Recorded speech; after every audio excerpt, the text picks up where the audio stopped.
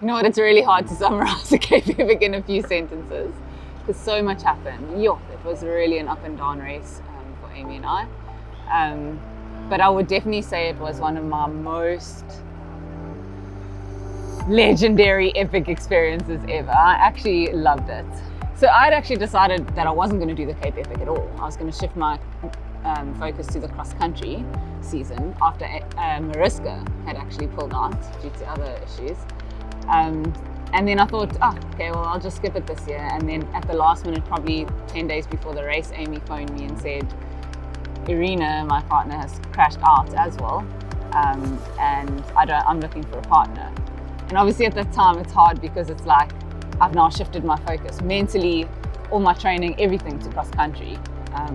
So it took me a few days to make the decision, but I knew that Ames and I stood a good chance and that we'd make a good partnership. And yeah, really excited once I'd said yes. Normally if I plan to do the Cape Epic, which is normally the case and it wasn't this year, I would do a lot of research on the route, try and see places where obviously we're allowed to go beforehand, and just know exactly what's coming and where we can race tactically. So I think that's like a really big preparation. I mean, in the past, Mariska and I have done training camps for Cape Epic on some of the routes and where we plan what we're going to do. This year, that wasn't the case.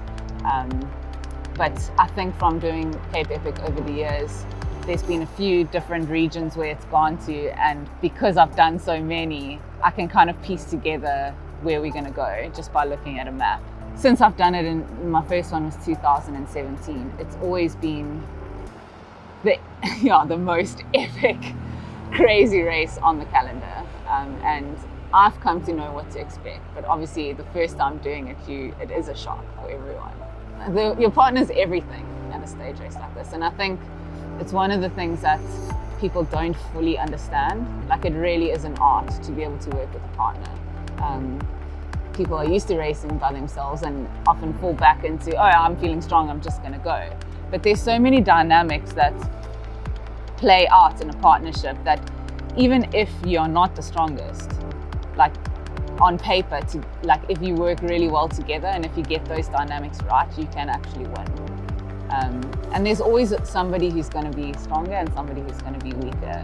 And to have someone who's a clear leader and who makes the team's decisions is really important. And then as well as just small things in every moment where you're thinking, am I gapping my partner? Am I putting them in a situation where they feel like they actually hurting the others, which would then make them feel motivated and confident. So there's so many psychological things going on as well, where you can really maximize the team strength. I think stage one of a stage race, especially the Cape Epic, is always a day where so much happens, like it unfolds.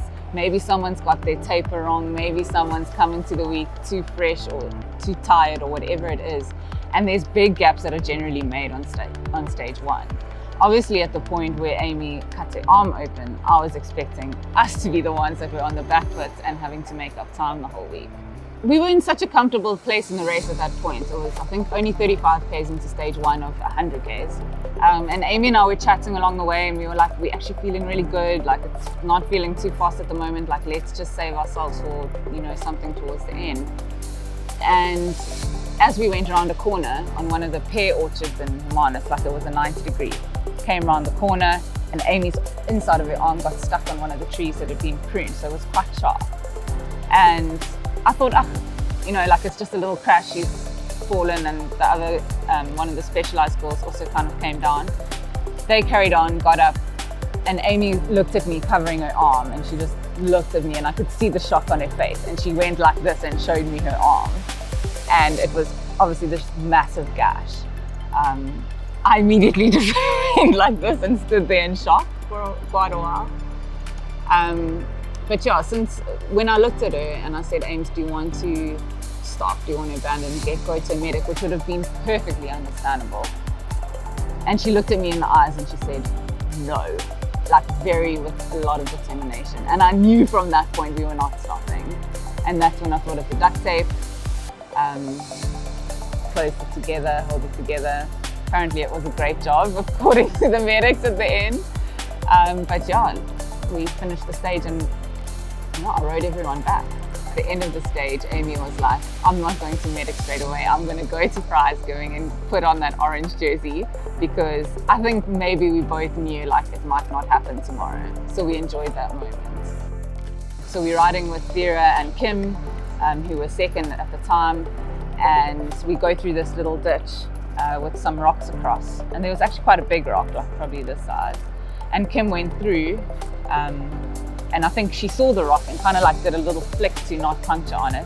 And as she did that, the rock just gained momentum and came down the ditch into Amy's back wheel, like flat out, just smashed that wheel to pieces. We were 8 Ks from the next tech zone where we had spare wheels. But being who we are, Amy and I were like, no, we're gonna fix this thing first. We're gonna try everything we can. But I'd never actually had a mechanical like this before. I'd had punctures where you just plug and go.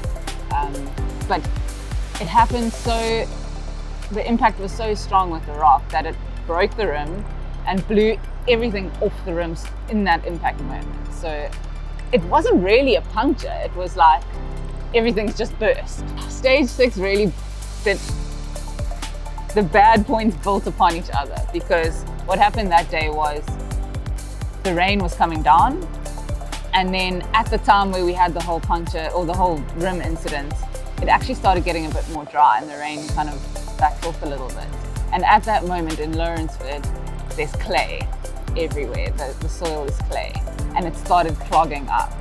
So I also knew that the fact that we were now already half an hour behind was going to only get longer to the line, because we were going to have to push places where they got through.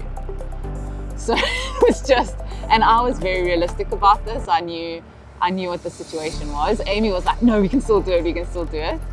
But I knew that, yeah, it was just the elements playing against us that day. No, I've never won this race. And it's something that really annoys me, if I'm honest. I've come second 4 times in a row now. So this was now the one that I was definitely closest. And that got taken away on that second to last day. But that is the nature of this sport. And that's actually what makes it so exciting to follow as well. Not only to participate in, but to follow. There was drama all the way to the end, and I think the fans really enjoyed following the women's race this year. I will be back. Yeah, I think 2024 is a bit of a tricky year for me, because I want to make it an Olympic year. I want to go all out for that Paris 2024 Olympics. I think it's one of I'm feeling the strongest that I've felt in my whole career, so it's really a moment to go for that.